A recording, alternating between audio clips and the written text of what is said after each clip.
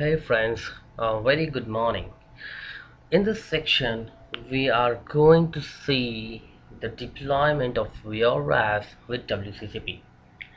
We have discussed in our previous sections all the details of your WCCP. We have seen the basic concepts of your WAAS.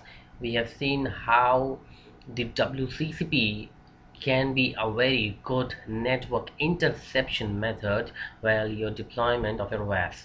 So in this section, we'll see how WCCP can be helpful and how it can be used for your deployment of your WAAS in your infrastructure.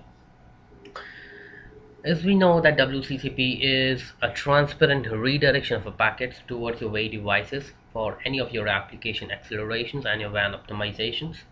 So in this section we'll see how the WCCP really works and how it should be configured and what are the various we will see some more of message formats of your WCCP, that how the service groups negotiated between your WAA devices and your router or your switches, how the various parameters which is essential for your two-way communication for to be established. So we'll see some of the packet details also in this section. So WCCP is a protocol that allow WAA devices to join a service group with network devices so that they will inject itself in the path of a traffic to optimize or otherwise manipulate the flows. As we know this, once we configure a WCCP properly, the network devices will identify the traffic which matches the criteria. So when the traffic is identified, the network devices will then redirect the traffic to one of the registered service devices, such as a Cisco WAA in our cases. We see that while redirecting of the traffic, as we have seen, I've explained that the WCCP is one of your redirection methods. So how, when a router redirect the packets, there can be different ways of redirections. Like, it can be normally your IP forwarding methods, it can be your GRE methods, it can be your layer 2 redirections. So we'll see that what are the different methods of redirections and when the certain methods, how these methods negotiates between your WAA devices and your routers. This is one of my simple diagrams which we know that this is your WCCP router. Identify the interesting traffics and translate the redirect selected traffics to the cache engines. Your cache engine is Cisco WAA devices. Similarly, process traffics, return to the WCCP routers and routed to the destinations. So this is quite simple. So WCCP protocol basics. WCCP defines the mechanisms to allow one or more routers enabled for transparent redirection to discover, verify, and advertise connectivity to one or more of the WAAS devices. So um, we have seen that how your WCCP can be used to redirect your traffic transparently, and the key concept of a WCCP is your service groups, that uh, we define that these traffics belongs to these service groups, and when a traffic is being identified depending upon which service group it falls to, router redirect accordingly to the concerned WAA devices. So you can imagine you can have multiple service groups, and for a multiple service groups you can load share to the different ways. Like, for this type of service group, I have to forward to this particular way. For this type of service groups, I have to forward for this particular way devices. So it works like this. The protocol provides the means to negotiate the specific methods used for load distributions among the WAAS devices. This is what I was saying, that these methods are negotiated, that how the load distribution should be taking place, what are the methods used for transport traffic between the router and the cache engines. The methods are nothing which we are saying about, like GRE, layer 2, IP forwarding. These are certain methods which are used for redirections. So all these things are negotiated between your WAA devices and your routers during the earlier stage of following the two-way communications. A single WAAS device within a service strip is elected at a designated way. It is responsibility of your designated way to provide the routers in the service strips with the data, which determines how redirected traffic is distributed between the various devices in the service strip. So, um, sorry, excuse me. During the establishment of your two-way communications, the way devices in each service group, suppose in one particular service group you have 3 or 4 way devices.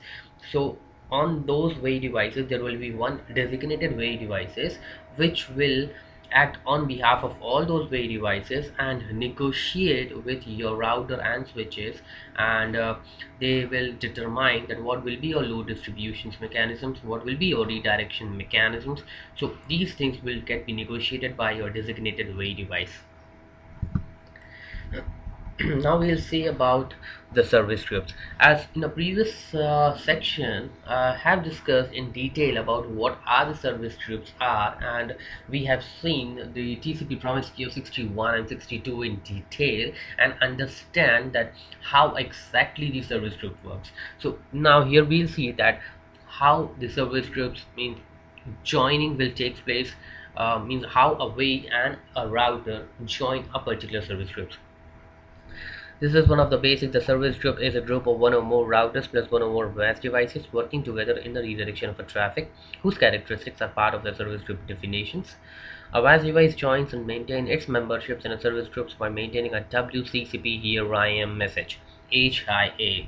This is one of one of the first message which is being generated by your WAAS devices, or you can say your WAA devices, which includes lots of parameters which can be used for your negotiations purpose. So here I am message is your first message which is generated by your WAAS devices. So it contains various parameters of your service scripts also. This may be unicast to each router or multicast to configure service scripts, multicast addresses.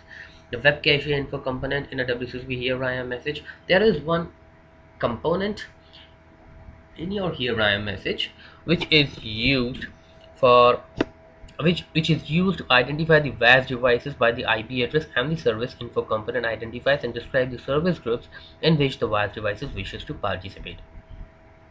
We will see that how exactly this WCCP here I am message looks like later on.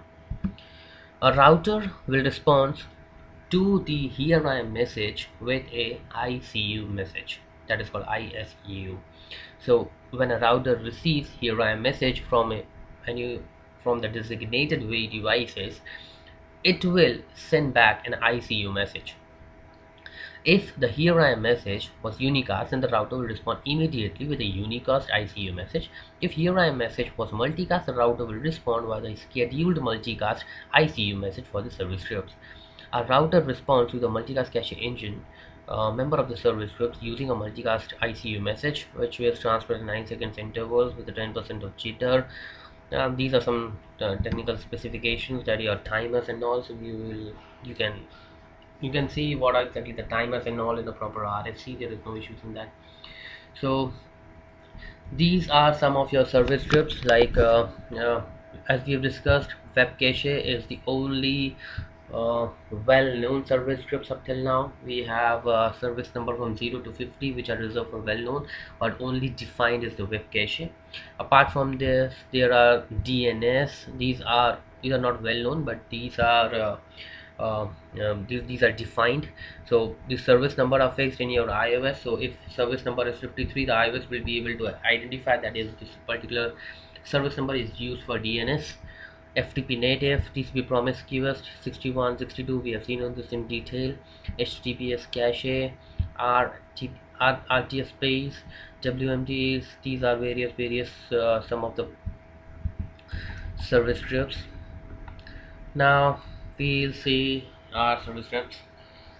This is There's a small section which I've repeated here, which already I've pasted in my WCCP section, but the motive of this particular section here and on that particular uh, uh, previous section was different. Here I'm going to discuss about some in-depth packet detail, so where exactly it is going to take place, how the service groups be negotiated between this. So in a WCCP here message, there is one service info component. The service info component in a WCCP here message, which describes your service scripts in which WAAS devices wishes to participate. So with the help of your service info component, we'll able to identify that this particular WAAS device wants to participate in which type of service scripts. So we know that there are well-known and dynamic services. I'm not going to repeat this. So we'll see that a router may be configured to participate in a particular dynamic service script identified by the service ID without any knowledge of the characteristic of the traffic associated with the service scripts. The traffic description is communicated to the router in a here I am message. So in a here I am message, the traffic descriptions is communicated to the router of the first cache engine to join the service scripts. A cache engine describes a dynamic service using the protocol, service track, and the port fields. Do remember, these three fields are very important. Whenever a cache engine describes a dynamic services, it views the protocol, service track, and your port fields of the service info component to describe a service. So uniquely on the basis of these three fields, we define one of our service ID. Once a dynamic service has been defined, a router will discard any of the subsequent HRI message. So if a router already receives accordingly protocol, service track, and port fields that are for these three values, this is my service ID. On further receiving here I am message, if this three fields are repeated, the router will ignore those messages because it already received a message from one of your WAAS devices. So this is called a conflicting descriptions. A router also discards a here I am message which describes the service groups for which the router has not been configured. Let's see how the packet looks. This is your here I am message. It consists of a WCCP message header, service info components, service info component. This is security info component, web cache identity info component, web cache view info component. So in your, as I was saying about this service info component consists of your protocol, service flag, and your port fields. As you can see, this is your in-depth detail of your service info component. This consists of the type, length, service type, service ID, priority, protocol. These are your service flags, service ID, priority, service type, protocol. So with the combinations of these, it uniquely define one of your service ID. So service type is your WCCP service standard. Service is a well-known service and described by the service ID. All fees other than the service ID must be 0. WCCP service dynamic. So there are two types of service, either standard or dynamic. So service is defined by the protocol, service flags, and service fields. As I said, if a WAAS devices want to specify any dynamic service ID, so it is defined on the basis of your protocol, service flag, and your port fields. Service ID is your service number, a number in the range of 0 to 255, out of which 0 to 50 are reserved for well-known HTTP. This is in hexa 0x00. Priority is your service priority. The lowest priority is 0, the highest is 255. Packets for redirections are matched against this service in a priority, so the order higher first. So that means if your priority is 240, that will be in your higher preference as compared to priority of 200. So higher is served first. IP protocol identified. These are your service flags. This is very important. The meaning of your service flag. You should know what exactly your service flag is, because further you will know that with the help of these service flag, you can load share the traffic, because your service flag contains the various parameters on the basis of which your hash algorithms will take place, and your hashing, on the basis of your hashing, your way device will be going to select.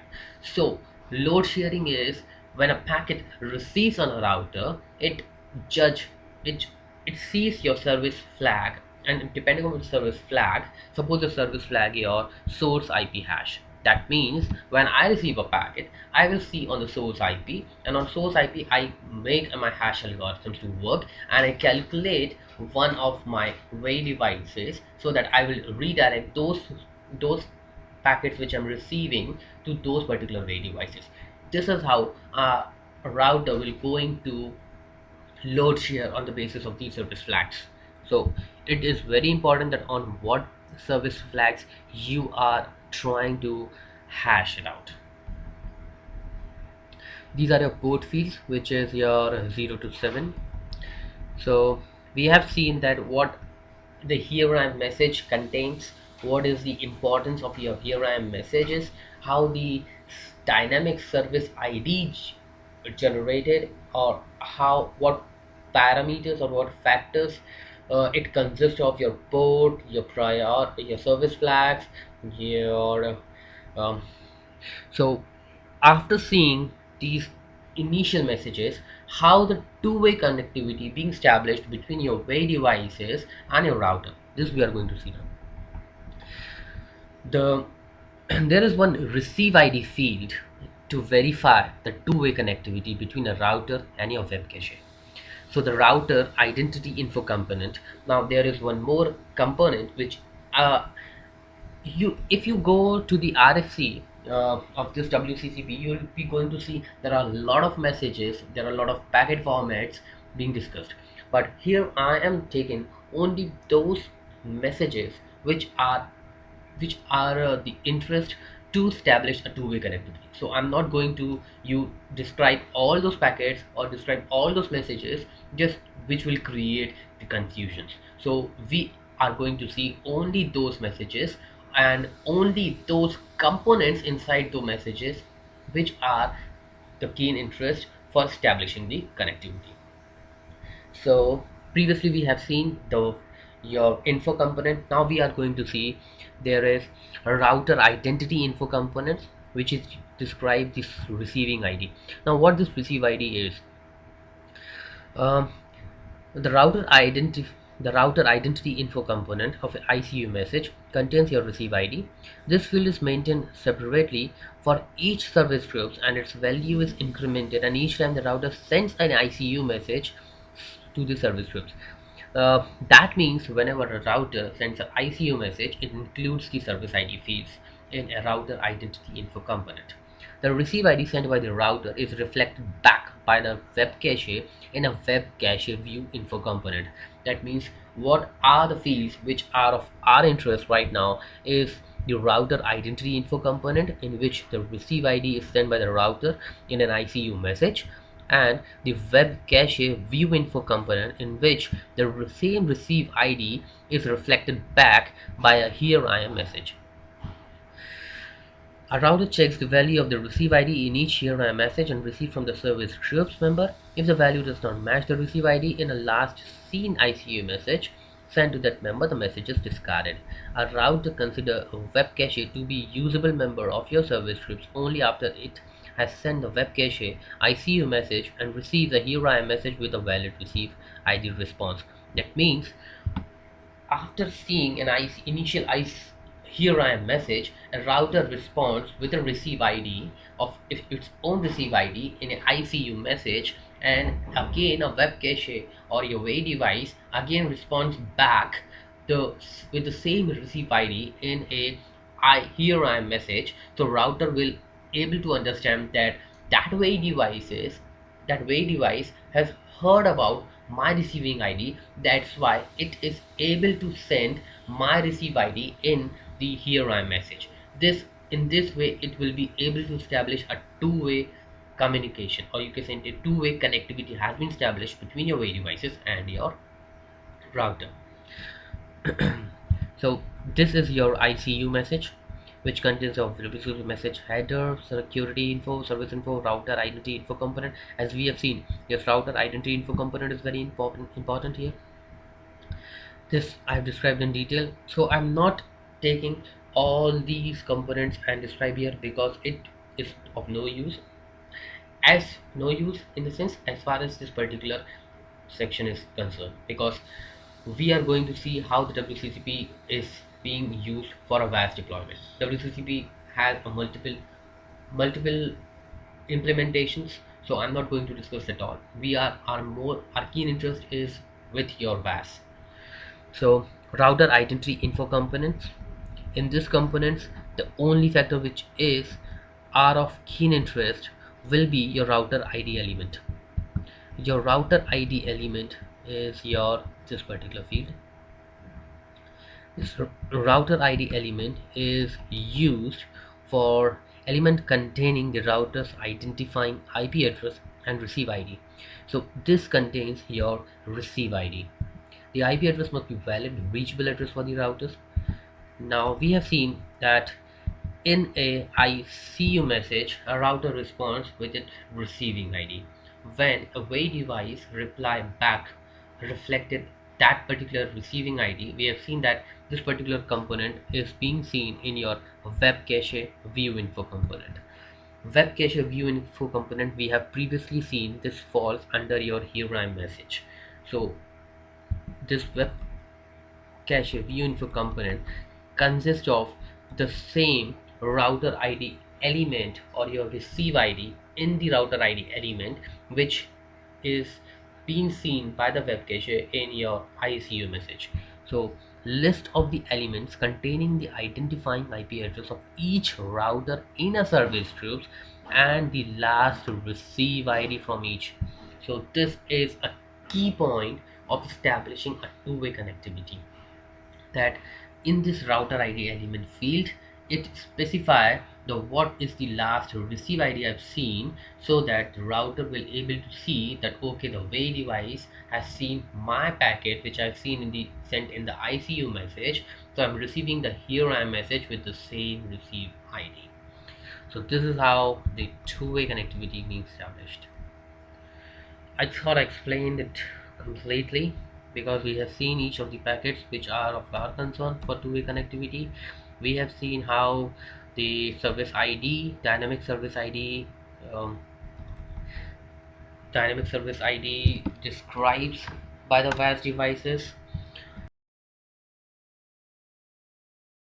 I hope you guys have liked this video. So in my next section, I'm going to discuss about the redirection methods, about your assignment methods and your various packet return methods. So we'll see how your WCCP will redirect the packets towards the way, and how way will redirect the packets towards your router or your switches back. So we'll see about all these things in my next video. So thank you very much. Have a good day.